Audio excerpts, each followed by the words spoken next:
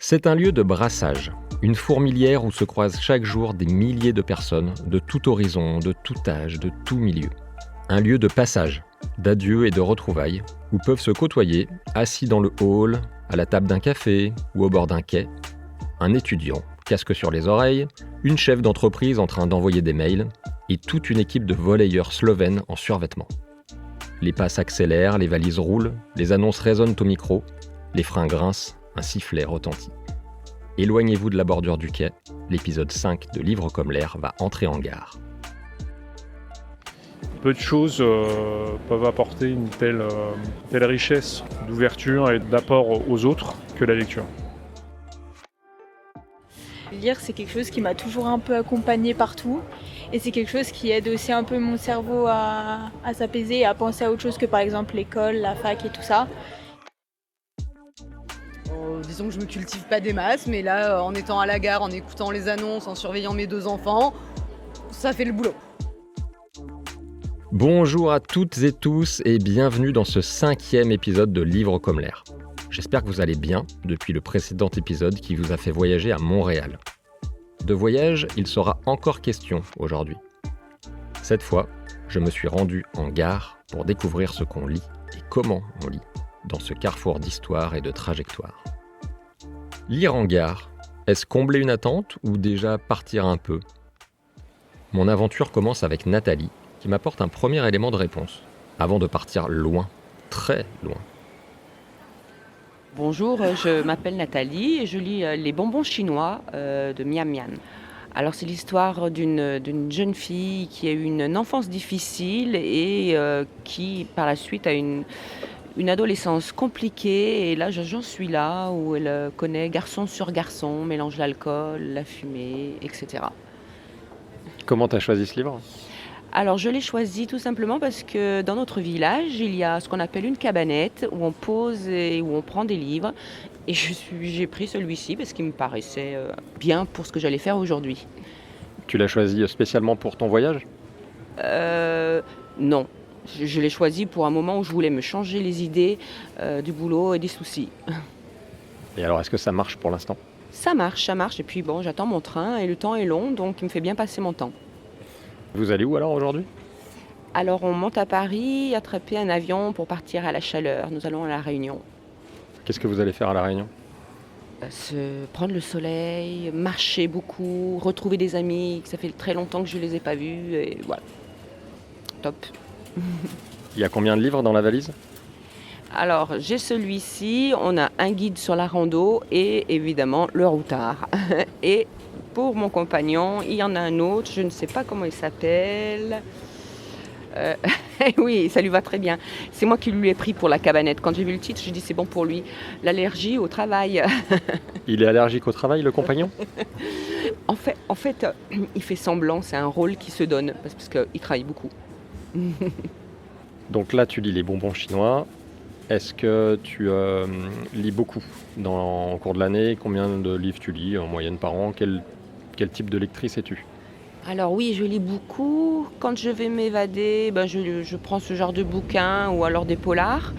Mais je lis beaucoup par rapport à mon travail, donc des bouquins sur la voix, des bouquins sur la psychologie. C'est quoi ton travail ? Je suis art-thérapeute par la voix. On soigne avec la voix, si je comprends bien.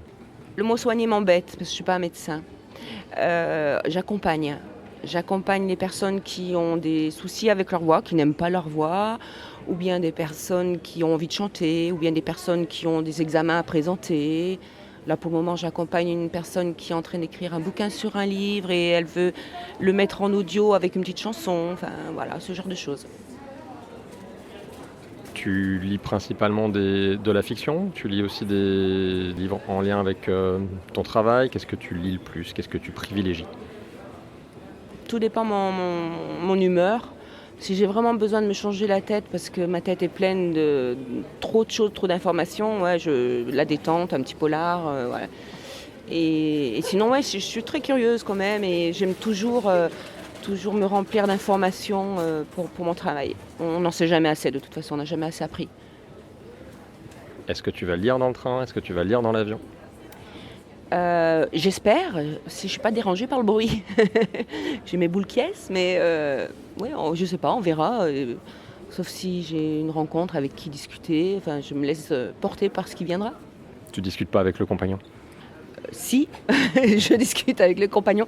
Il a un problème de feuilles, donc en fonction des sonorités qui est autour. Feuille libre, c'est pas mal. Oui, feuille libre, c'est pas mal. Comment tu fais pour te concentrer dans la gare, malgré le bruit? Je me suis jamais posé cette question. De toute façon, je pense que du moment où je me plonge dans un bouquin, ouais. Non, là, en plus, je suis dans un petit coin, on est excentré de la foule. Donc voilà, ça m'a suffi. J'avais envie. Qui dit train dit voyage. Quel est le livre qui t'a fait le plus voyager? Ouh, là, c'est une colle. Là, c'est une colle. Le livre qui m'a fait le plus voyager. Ah, t'as la réponse? Je suis ici, en fait. Oui, c'est une belle réponse. Ouais. Alors quelle est la réponse? Alors la réponse, c'est Le chemin de Stevenson. Non seulement par le bouquin, mais ça nous a appelé à mettre nos chaussures, de mettre le sac à dos et de partir en bivouac pour faire 120 km à pied. 200. Hein 200. De combien? 200? 220. Ah ben, on est trop fort. Bravo. Alors, il faut que je vous confie un petit secret de tournage. J'ai galéré à trouver des gens qui lisent en gare. Observez autour de vous, la prochaine fois que vous traversez une gare, 95% des gens ont le nez dans leur téléphone. Mais au milieu de tous ces regards happés par un écran bleu, une lueur d'espoir apparaît. Je repère Philippe, livre en main. Je m'appelle Philippe, donc nous sommes gare Lapardieu à Lyon et je suis en train de lire une interview d'Alain Finkielkraut, Le cœur lourd. Je viens de démarrer, donc je comprends que c'est un entretien qui est mené par un journaliste qui s'appelle Vincent Trémollet de Villers sur les aspirations d'Alain Finkielkraut et sa vision du monde actuel. C'est très très varié, donc sous forme d'interview. Pas que je sois fan ni d'Alain Finkielkraut ni de l'intervieweur Vincent Trémollet de Villers que je connais moins. C'est le fruit du hasard dans une librairie, une lecture d'une page qui m'a dit tiens pourquoi pas me plonger dans cet entretien. Tu parles du hasard, qu'est-ce qui t'a incité à quand même malgré tout repartir avec ce livre de la librairie?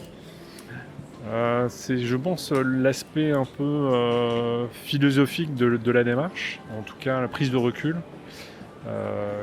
qui me semble nécessaire, puisée par les temps qui courent, et puis de s'ouvrir aussi à des horizons qui ne sont pas forcément les miens, pour essayer de comprendre et peut-être en tirer des enseignements. Quels sont tes horizons habituellement? Alors, je suis assez curieux, donc je suis assez éclectique dans mes choix. Mais Finkielkraut, c'est bon, pas dans mes auteurs, en tout cas, les philosophes ou essayistes préférés. Pour autant, c'est quelqu'un qui a des convictions, donc c'est ça qui m'a intéressé en fait. C'est d'essayer d'aller au-delà de l'image qui peut parfois transmettre dans des prises de position assez radicales. C'est intéressant d'en savoir un peu plus sur l'homme et sur ses fondements. Autour de nous, tout le monde est sur son téléphone. Pourquoi tu as choisi un livre, toi? Pourquoi tu n'es pas sur ton téléphone? Alors, je suis de temps en temps sur mon téléphone, mais pour moi, la lecture, je l'ai découvert tard. Enfin, j'ai 55 ans, mais jusqu'à les 30 ans, je lisais très peu. Pourtant, autour de moi, j'avais quand même pas mal de gens qui appréciaient la lecture, ne serait-ce que ce soit des journaux, l'Équipe, Mondiale ou autre, mais aussi Le Monde. Mais je trouve que c'est essentiel, encore plus aujourd'hui qu'hier, pour pouvoir s'ouvrir aux autres, éveiller sa curiosité et pas rester enfermé dans des convictions qui sont parfois pas les nôtres, mais qu'on nous a inculquées. Et voilà, c'est un espace de liberté, d'ouverture au monde qui me semble aujourd'hui essentiel et peu de choses peuvent apporter une telle richesse, en tout cas d'ouverture et d'apport aux autres que la lecture. Est-ce que tu lis beaucoup ? Tu lis combien de livres par an en moyenne ? Je ne sais pas combien de livres je lis. J'avais un peu tendance à lire 2-3 livres en même temps, alors que ce soit de la politique, soit de l'économie, soit d'un roman. Là, j'essaye de m'astreindre à lire un livre après l'autre. J'irai une bonne dizaine par an, voilà, avec de belles découvertes. Le livre qui m'a posé pas la question, mais je vais quand même y répondre, qui m'a le plus marqué ces derniers mois, c'est Prendre soin d'elle, qui a eu le Goncourt il y a 2 ans de mémoire. J'ai trouvé ça fantastique, quoi. Enfin, vraiment, ça m'a vraiment emporté. Je suis pas quelqu'un de très, très féerique, mais là, l'écriture, l'histoire m'a vraiment ému et vraiment marqué, quoi. On est à la gare. Ouais. Qu'est-ce que tu fais à la gare ? Là, je reviens d'une parenthèse sport d'hiver. J'étais aux Deux Alpes et je prends la direction de Clermont-Ferrand. Donc, je me suis dit, tiens, je vais me poser. J'ai 10 minutes à attendre. Je vais prendre mon bouquin. Et voilà, et puis c'est l'occasion de faire une belle rencontre à Alexandre, donc c'est sympa. Plaisir partagé. Est-ce que tu vas lire dans le train aussi ? Je pense que je vais lire, mais tu vois, pendant les vacances, j'ai aussi lu le dernier Astérix et Obélix, que j'ai trouvé génial. Autant le précédent, je suis pas trop accroché, l'Iris Blanc, mais celui-ci, j'ai bien apprécié. J'ai un Lucky Luke aussi dans mes bagages. Et puis j'ai un peu de doc professionnel, donc je vais essayer de continuer quand même ce que je suis en train de lire. Et puis si à un moment donné j'ai envie de faire une pause, regarder le paysage, regarder ce qu'il y a autour de moi, et puis peut-être prendre une autre lecture, pourquoi pas. Lucky Luke, Finkenkraut, il est où le lien là ? L'évasion, l'hétérogénéité des sensations, du visuel aussi, hein. J'aime bien la BD pour le visuel, un peu d'humour. Voilà, pas rester cantonné à un style, un auteur, vraiment essayer plein de choses. Et parfois c'est difficile, parfois on a de belles surprises et c'est ça qui m'intéresse. Ouais. Bon, vous l'aurez compris, Philippe parlait bien de Veiller sur elle de Jean-Baptiste Andréa, prix Goncourt 2023. Plus tard dans la matinée, je découvre un espace d'attente un peu caché dans la gare. À côté, quelqu'un joue un air sur un de ces pianos en libre accès qu'on retrouve désormais un peu partout. D'ailleurs, si vous faites partie de ces personnes talentueuses, dont je suis légèrement jaloux, j'avoue, j'ai quand même une petite proposition. Est-ce qu'on peut se mettre d'accord pour varier un peu et jouer autre chose que le thème d'Interstellar ? Juste une idée comme ça. Hein. Bref, c'est près de ce piano que j'aperçois une jeune lectrice, écouteurs sur les oreilles. Autre secret de tournage, d'habitude je dérange pas les gens qui lisent en musique, mais là, vous avez bien compris que j'avais pas vraiment de choix. Et j'ai bien fait. Bonjour, du coup je m'appelle Ninon et je lis en ce moment Suicide d'Édouard Levé. Alors du coup ce livre ça parle, donc Édouard Levé parle d'un ami à lui qui s'est suicidé et il parle de tout ce qui s'est passé après mais aussi avant, comment il a pu, en fait il se pose plein de questions sur comment il a pu faire ça, sur sa vie, comment elle était avant, sur tout ce qu'il a vécu après le suicide et il entre vraiment dans un aspect vraiment psychologique de la vie après le suicide d'un proche et tout ça, c'est vachement intéressant. Qu'est-ce qui t'a mené vers ce livre ? Alors c'est sur Instagram en fait j'ai vraiment beaucoup de revues sur plusieurs livres et tout ça et j'ai entendu un monsieur en parler sur Instagram du coup et en fait ça m'a énormément interpellée, intéressée et du coup je me suis dit que pourquoi pas. Tu vas poursuivre ta lecture dans le train ? Oui, je pense, ouais. J'aime bien lire dans le train. Tu pars où là ? Alors moi je vais direction Roanne. C'est une habitude pour toi de lire dans le train?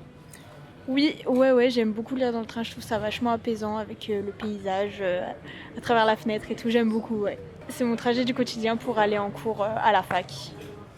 Tu parlais d'Instagram. C'est ta source principale pour avoir des recommandations de livres? Alors, ouais, Instagram, ça passe beaucoup par Instagram, mais mes parents lisent aussi beaucoup. On est une famille quand même où on lit énormément, que ce soit mon frère, ma soeur, toute la famille, on lit. Du coup, bah, ça passe aussi un peu par mes parents ou alors par mes copines aussi. On lit pas mal aussi avec mes amis. Donc ça passe un peu de partout, même ce que je vois par exemple dans les recommandations par exemple à la Fnac ou dans les librairies, il y a Instagram mais pas que. Est-ce que tu as des genres ou des sujets préférés?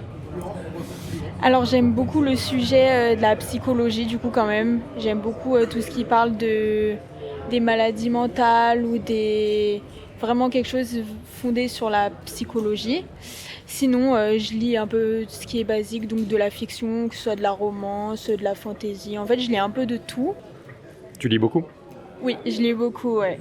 J'adore ça depuis toute petite en fait. Donc, Combien de livres l'année dernière?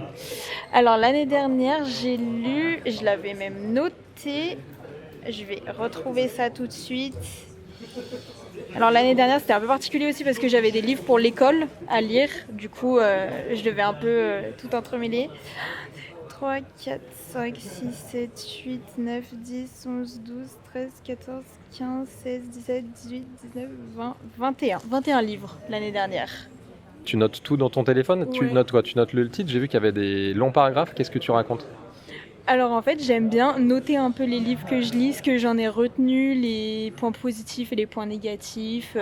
Comme ça, j'aime bien revoir un peu tout ce que j'ai pensé des livres que j'ai pu lire. Si jamais un jour je décide de les relire, quelles ont été mes impressions à la première lecture et tout ça. J'aime beaucoup tout noter, ouais. Sur 2025, c'est lequel celui qui t'a le plus marqué alors? Alors je pense que c'est Tout le monde aime Clara de David Fuenquinos. J'ai adoré ce livre. Vraiment, rien à dire. J'adore déjà cet auteur, il est incroyable. Mais Tout le monde aime Clara, il m'a scotché, vraiment touché, tout ça. J'ai beaucoup aimé, ouais. Quand je suis arrivé, tu avais des écouteurs. Oui. C'est quoi? C'est de la musique? C'est pour être dans le silence? Alors ouais, j'écoute souvent de la musique du coup au piano. Bon là, il y avait déjà un piano derrière nous, mais ouais, j'écoute du piano pour m'aider un peu à me mettre dans l'ambiance, pour pas trop avoir de bruit ambiant. Et voilà, la musique du piano, ça m'aide beaucoup pour lire, ouais. Tu fais ça partout? Chez toi aussi, par exemple, tu te mets de la musique? Chez moi aussi, ouais, j'aime beaucoup. Soit je lis en silence, mais ça m'arrive quand même rarement chez moi. J'essaye de toujours mettre un peu de musique, ouais. Dans la gare, t'es une des seules personnes que j'ai vues en train de lire. Comment tu expliques ça? Franchement, je sais pas trop. J'avoue que moi aussi, des fois, je suis quand même sur mon téléphone au lieu de lire ou quoi que ce soit. Mais c'est vrai que, en fait, lire, c'est quelque chose qui m'a toujours un peu accompagnée partout. Et c'est quelque chose qui aide aussi un peu mon cerveau à s'apaiser et à penser à autre chose que, par exemple, l'école, la fac et tout ça. C'est pour ça après avoir été en cours, pour faire redescendre un peu mon cerveau, j'aime bien lire. Et je pense que juste, il y a d'autres personnes où ça passe plus par se divertir sur les plateformes ou des trucs comme ça. Je pense que chacun a sa propre façon de se divertir en fait. Et moi je pense que ça passe beaucoup plus par la lecture. Il y a quand même une certaine communauté qui revient en force dans la lecture, donc ça fait plaisir. Quel argument tu donnerais à quelqu'un qui lit pas beaucoup pour l'inciter à lire? Je dirais que ça aide beaucoup à s'ouvrir l'esprit, je dirais, et d'apprendre sur plein de choses autrement que sur le téléphone. Et que grâce à la lecture, on peut aussi formuler nos idées d'une manière beaucoup plus élégante, plus jolie. Enfin, ça dépend de ce qu'on lit, évidemment. Mais ouais, je trouve que de lire, ça aide carrément à mieux formuler ses phrases, ses propos et tout. Tu fais des études en psychologie? Non, même pas. Moi, je fais des études en langue. Donc, j'étudie l'italien et l'anglais. Et en mineur, j'ai japonais. Mais du coup, en langue, on doit passer par la lecture quand même. En italien, par exemple, là, j'ai 3 livres à lire. Donc, j'en ai déjà lu un. Il faut que je lise les autres. Mais par exemple, je lis du coup aussi énormément en anglais. Et c'est ça aussi que je trouve intéressant dans les langues. C'est de pouvoir lire dans plein de langues différentes pour aider à s'exprimer aussi dans la langue en question. Et quand tu lis en anglais, par exemple, est-ce que tu ressens les mêmes choses que quand tu lis en français? Alors au début, c'était quand même pas la même chose parce que j'étais beaucoup concentrée sur la langue et c'est toute une gymnastique un peu compliquée, essayer de comprendre par le contexte et pas forcément d'aller directement chercher ce que le mot veut dire parce que ça détache un peu de la lecture. Mais au bout d'un moment, au fur et à mesure des livres que je lisais, ça venait beaucoup plus intuitivement et du coup là, le dernier livre en anglais que j'ai lu, c'était génial. Vraiment, c'était une romance hyper chill, hyper cosy et c'était... Genre j'ai beaucoup plus apprécié ce livre-là que les premiers en fait. Mais du coup oui, là sur le dernier livre que j'ai lu, j'ai ressenti exactement les mêmes émotions qu'un livre en français. Et c'était quoi le titre de ce livre ? C'était Better Than the Movies de Lynn Painter, je crois que c'est ça. Parfait. Est-ce que tu as autre chose que tu voudrais ajouter ? Eh ben lisez des livres parce que c'est génial, c'est super, voilà. Si vous avez écouté l'épisode 4 à Montréal, vous vous souvenez peut-être d'Hugo, qui nous prédisait la fin des démocraties. Hasard ou coïncidence, ma rencontre suivante gravite elle aussi autour de ce thème. Je m'appelle Laurent et je lis un livre qui parle de démocratie. Ça s'appelle La peur du peuple de Francis Dupuy-Derry. C'est un livre qui dénonce notre régime politique comme étant non démocratique, tout simplement. Francis Dupuy-Derry, c'est un spécialiste de ce sujet. Je ne sais plus quelle est sa fonction, s'il est philosophe ou anthropologue, ou politologue même peut-être. Et c'est un de ses derniers livres. Et là, il parle de la peur du peuple. Donc, il oppose les concepts d'agoraphilie et d'agoraphobie. Ceux qui aiment le peuple et ceux qui ont peur du peuple. C'est un sujet que tu connaissais déjà, c'est quelque chose sur lequel tu as voulu te renseigner. Qu'est-ce qui t'a amené vers ce livre ? Oui, c'est un sujet que je connais bien. Moi, je fais partie d'une association qui défend la démocratie, qui s'appelle Émancipé, qui est à Chambéry. Donc, c'est un auteur que l'on connaît, que l'on suit, voilà. Et c'est un de ses derniers livres, j'ai voulu le lire. Et pour les personnes qui ne connaissent pas cet auteur, est-ce que tu aurais d'autres conseils d'écrits qu'il a pu réaliser ? Oui, moi le livre que j'ai bien aimé de lui, il s'appelle Démocratie, histoire politique d'un mot, qu'il a sorti il y a déjà une quinzaine d'années je crois, et il l'a réédité récemment. Et je conseille vraiment ce livre pour comprendre pourquoi le régime dans lequel nous vivons, c'est un gouvernement représentatif. Il a une formule très simple pour exprimer le régime dans lequel on est, c'est un régime électoral. Et je trouve que c'est juste une évidence pour dédiaboliser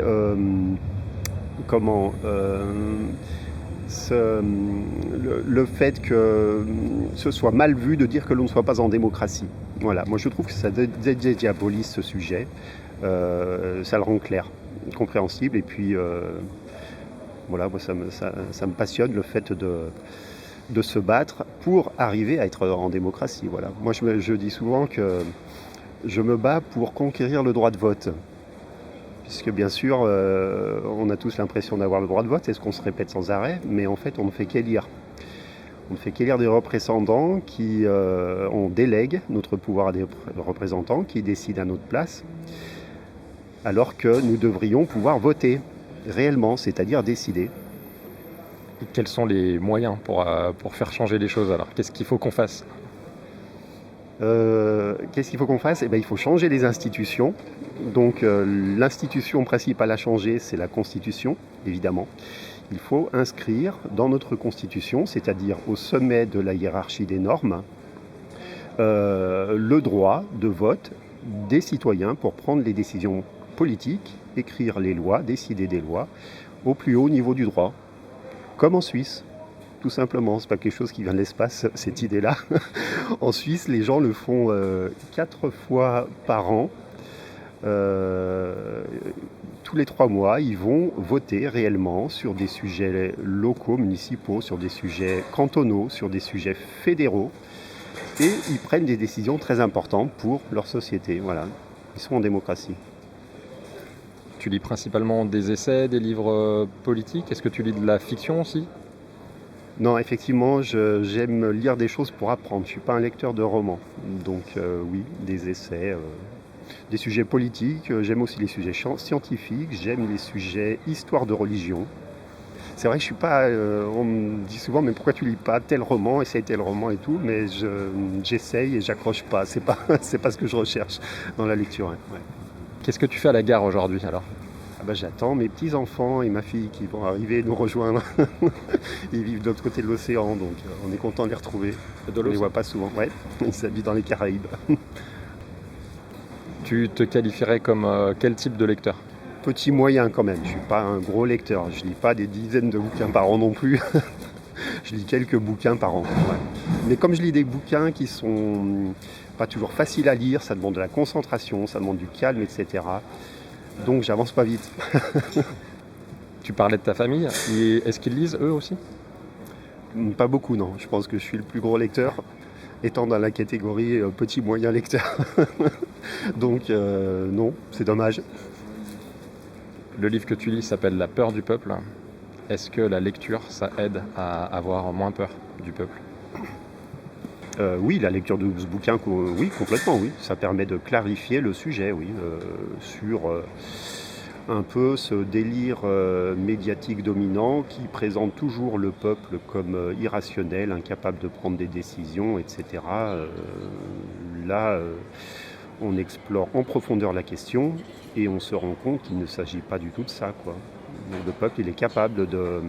Au contraire, il y a beaucoup d'expériences d'assemblées citoyennes récemment. Il y a des études sérieuses et très documentées sur le sujet qui montrent que les citoyens qui s'assemblent et qui réfléchissent peuvent prendre des décisions politiques aussi bien et même mieux que nos pseudo-représentants. Voilà. Ce sera le mot de la fin parce que je vois ton épouse qui t'appelle. Merci beaucoup. Merci beaucoup. Merci.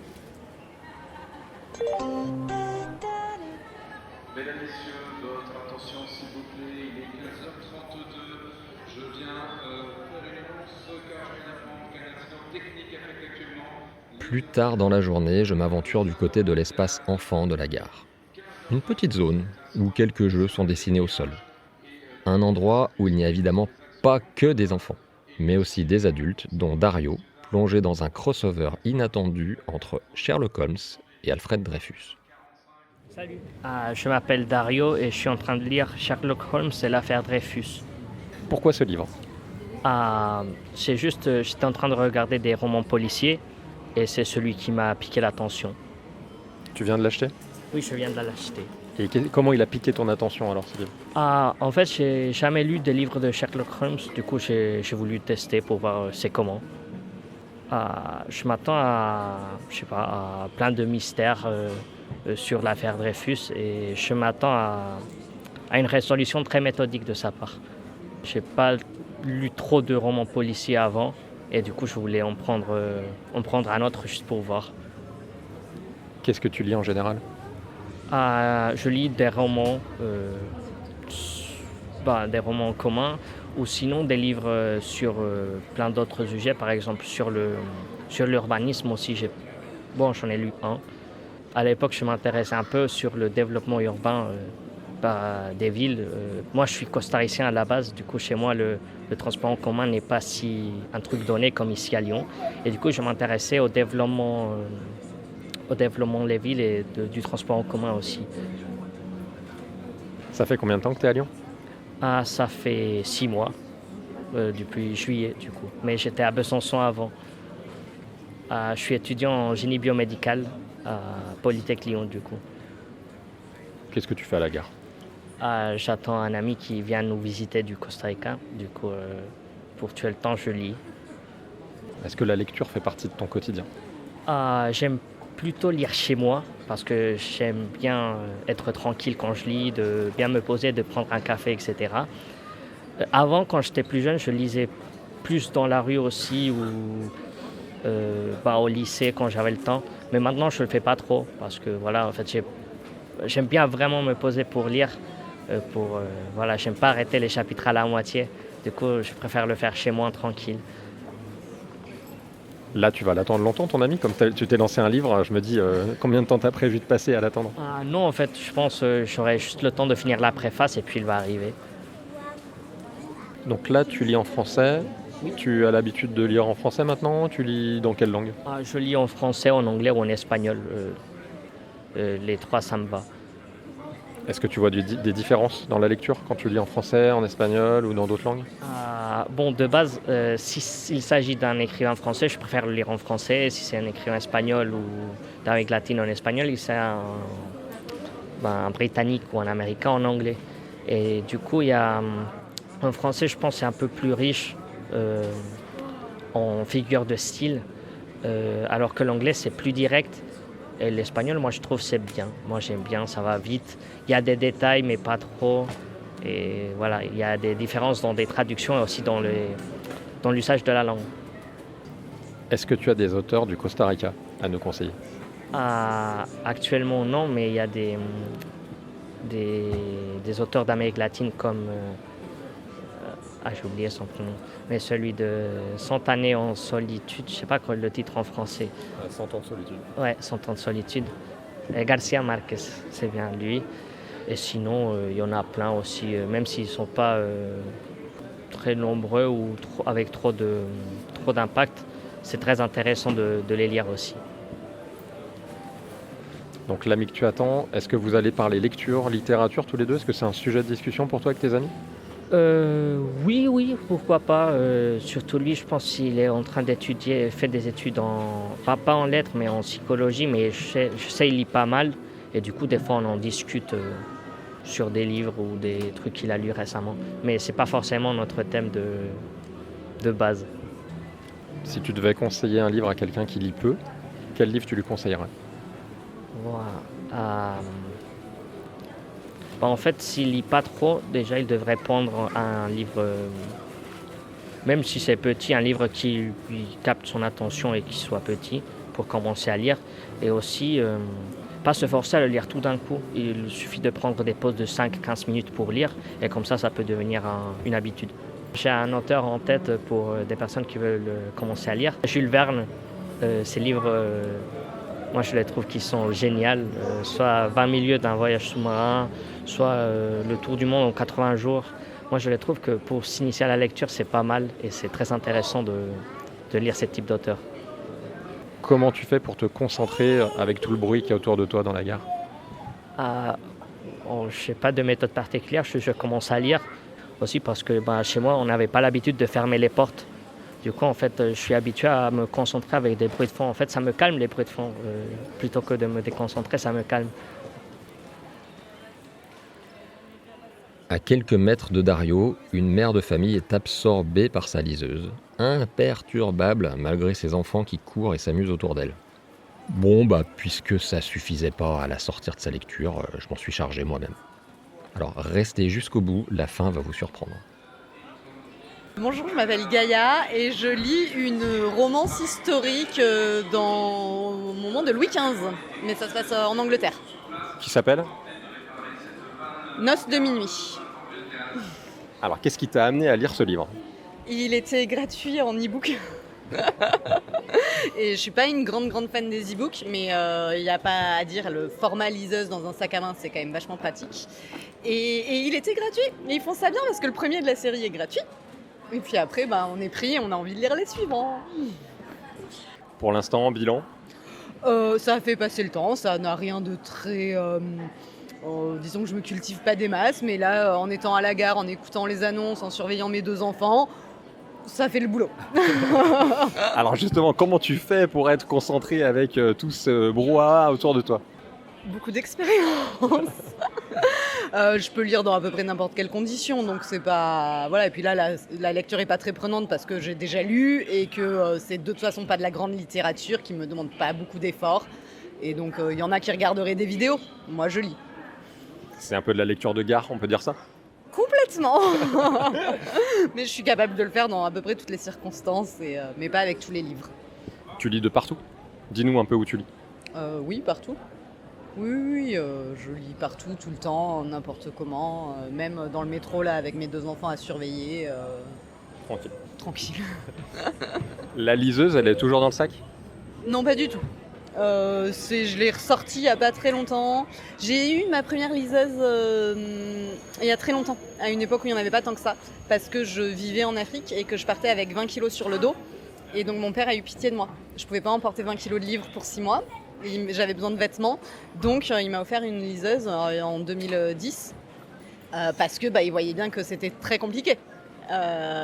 Cette liseuse a expiré de sa belle mort, mais du coup depuis j'en ai une par de temps en temps. Je l'oublie pendant plusieurs mois et puis quand j'étais en mission pour le boulot la semaine dernière, j'avais un tout petit sac à main, donc pour mettre 5 livres dans mon sac, voilà. Donc si tu étais du genre à partir avec 20 kilos de livres pour 6 mois, j'en déduis que tu es plutôt une grosse lectrice. Oui, je pense. Moins depuis que j'ai des enfants. Faut admettre, quand même. J'ai un côté très boulimique.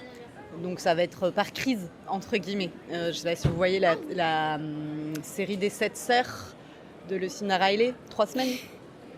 Voilà. C'est quoi le secret pour arriver à lire autant ? 8 heures on travaille, 8 heures on dort et 8 heures on lit. Facile. Quel est ton dernier coup de cœur littéraire ? Le Manoir aux roses, je crois. Il y a 2 livres qui ont des titres très proches. Je crois que c'est celui-là. Je crois que l'autrice, c'est Tracy Rees. 2 coups de cœur, en fait, parce que je les ai lus en même temps. Et des femmes badass dans la Régence anglaise. Et du coup, c'est de la romance, mais en fait, c'est pas du tout de la romance. En fait, c'est juste des femmes badass. Et je suis tombée en même temps, alors pas du tout la même époque, mais les femmes du Grand Hôtel de Stockholm. Et pas du tout la même époque, pas du tout le même contexte, mais des femmes badass. Et trop chouette. Ça change quoi de lire sur tablette ? C'est pas du tout le même affect. On sait pas où on en est dans le livre, on sait pas s'il est bientôt fini. Enfin, on voit le nombre de pages, mais c'est pas du tout pareil. Il n'y a pas le côté physique du livre, il n'y a pas l'odeur. C'est vraiment juste le format, le poids et la taille, en fait, qui fait que je lis sur tablette. Ou voire sur mon téléphone parfois. Mais c'est vraiment juste une histoire de poids et de taille. Quand tu as aimé un livre en version liseuse, il t'arrive de l'acheter derrière en version papier ? Pour l'offrir. L'acheter en version papier pour l'offrir. Mais sinon, non, parce que du coup, il reste sur la liseuse, donc je peux quand même le relire, donc pas forcément. Aussi parce que la maison déborde de livres, donc il y a un moment... Ça déborde vraiment chez toi de livres ? En fait, je crois que oui. Mon père m'a fait la réflexion que mes enfants avaient beaucoup de livres et je me suis rendu compte qu'il y avait des livres à peu près partout dans la maison. Genre partout. Il y a une technique de rangement, non, il n'y a rien. Si, nos préférés sont les plus accessibles. C'est pas mal, non ? Donc ils sont où ? Ils sont par terre ? C'est quoi le plus accessible ? Alors, on a désormais une bibliothèque dans le salon avec les livres des enfants, les livres préférés des enfants et nos livres préférés. On a une bibliothèque à l'étage qui fait tout le couloir, une bibliothèque dans la chambre des enfants, et puis toujours qui traîne sur les tables, sur les accoudoirs, un peu partout. Sur les tables de nuit, ça sert à ça, non ? Les enfants, ils lisent beaucoup ? Non, pas beaucoup. Ils disent ça, mais parce qu'ils se rendent pas compte de ce que c'est pas beaucoup. Ouais. Ils pensent, eux, ne... Il y a un bagage abandonné. On évacue la salle, s'il vous plaît. Donc évacuation pour cause de bagages abandonnés. On va continuer. On va continuer.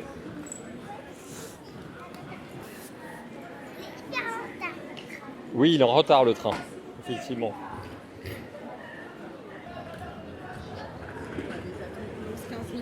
On est déjà à 20. Ouais, bon. C'est bon, on peut continuer. Alors, on continue après le petit incident. Tu disais que tu... Non, on parlait des enfants. Oui. Tu leur as inculqué un peu le goût de la lecture, ça s'est passé comment pour eux ? Des tout petits en fait, des bébés, c'est long une journée avec un bébé en fait.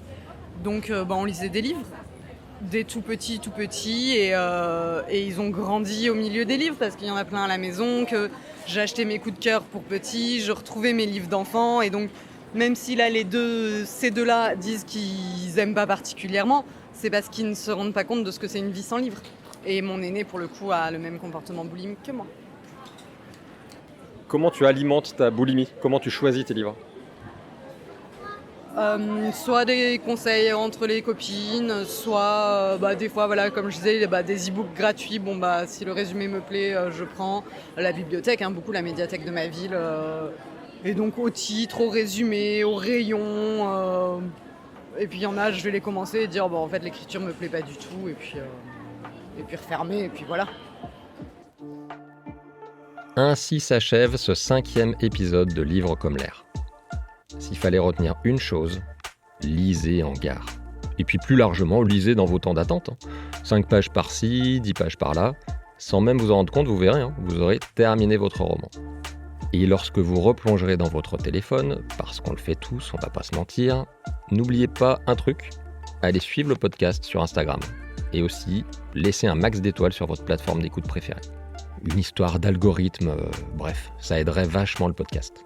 Je remercie immensément Nathalie, Philippe, Ninon, Laurent, Dario et Gaïa d'avoir pris le temps de partager leurs habitudes de lecture avec moi. On se retrouve le mois prochain pour un 6e épisode. Ciao, ciao.